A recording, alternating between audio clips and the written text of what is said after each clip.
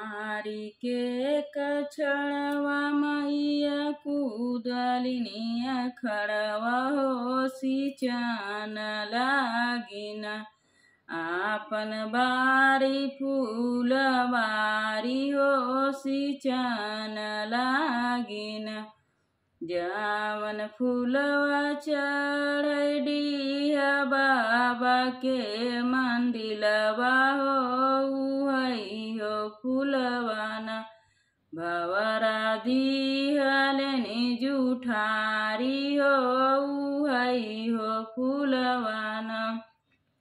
भवरा दिहलेनी जुठारी हो उहई हो फूलवाना।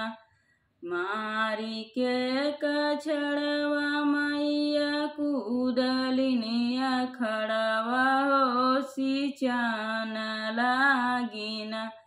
आपन बारी फूलवारी हो सिंचन लागिन। जावन फूलवा चढ़ शीतला माई के मंदिलवा हो उहई हो फूलवाना। भवरा दिहलेनी जुठारी हो उहई हो फूलवाना।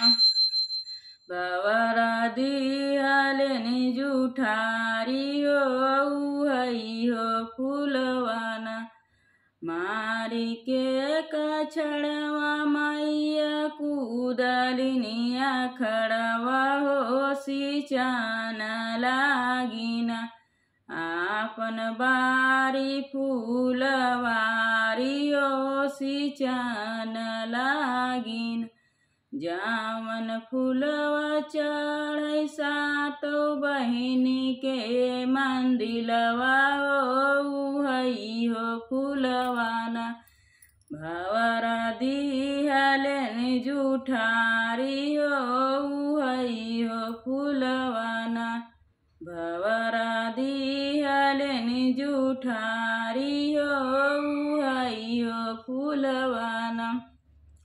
मारी के कछड़वा मैया कूदलिनी अखड़वा हो सिंचन लागिन। आपन बारी फूलवारी हो सिंचन लागिन।